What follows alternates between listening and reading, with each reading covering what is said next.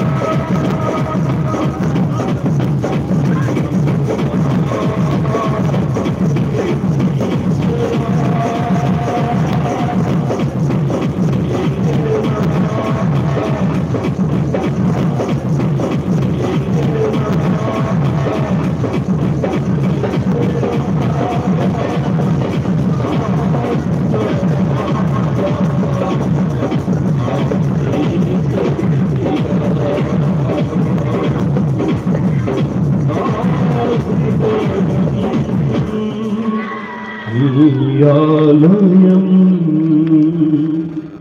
ఈ ఆలయంలో సింహాసనం. ప్రియ దేవుని బిడ్డ, కొద్ది క్షణాలు మౌనంగా ఉందాం.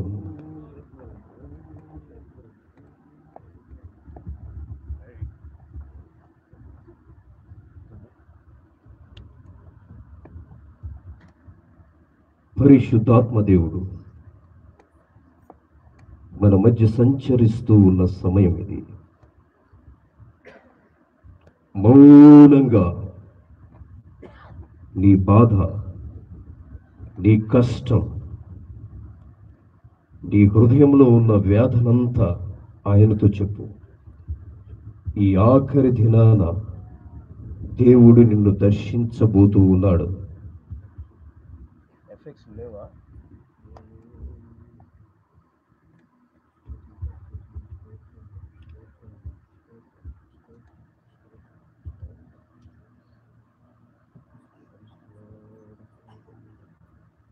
సంతానం లేదా, అప్పుల చేత బాధపడుతూ ఉన్నావా? అనారోగ్యమా? ఎవరికి చెప్పుకోలేక నీకు నువ్వే మదన పడిపోతూ ఉన్నావా? హృదయములో కుమిలిపోతూ నీ బాధని నీవే అణుచుకుంటూ ఎవరికి ఏమీ చెప్పుకోలేక ముఖం మీద నవ్వుకుంటూ ముందుకు కొనసాగుతూ ఉన్నావా? ప్రియ సహోదరుడా, సహోదరి, ఈరోజు నీలో ఉన్న గర్వాన్ని పక్కన పెట్టు, అహంకారాన్ని పక్కన పెట్టు, తగ్గింపు జీవితం కలిగి దేవుని దగ్గర కూర్చాడు. బ్రతిమాలు. పరిశుద్ధాత్మ దేవుడు ఇదిగో నీ వైపే వస్తూ ఉన్నాడు. ఆయన గాయపడిన హస్తం నిన్ను తాకబోతూ ఉంది. ఇదిగో నీ వైపే చూస్తూ ఉన్నాడు. ఆయన శిలువలో 2 చేతులు చాపి నీ కోసం నేను ప్రాణత్యాగం చేశాను, నా కోసం నువ్వు ఏం చేశావు అని రక్తపు మడుగులో ఉన్నటువంటి ఆ యొక్క ముఖంతో నీ వైపే చూస్తూ ఉన్నాడు. ఇదిగో పరిశుద్ధాత్మ దేవుని హస్తం నీ పైన చాపబడి ఉంది. ఈరోజు దేవుడు నిన్ను తాకుతూ ఉన్నాడు. ఇదిగో తాకుతూ ఉన్నాడు. పరిశుద్ధాత్మ దేవుడు ఒక్కొక్కరిని దర్శిస్తూ ఉన్నాడు. ఆయన ముఖ దర్శనం నీవు చూస్తూ ఉన్నావు. ఆయన ముఖ తరుణం నువ్వు చూస్తూ ఉన్నావు. ఇదిగో పరిశుద్ధాత్మ దేవుడు హృదయంలో ఉన్నటువంటి బాధలు తీర్చాయి. ప్రియ సహోదరుడా, సహోదరి,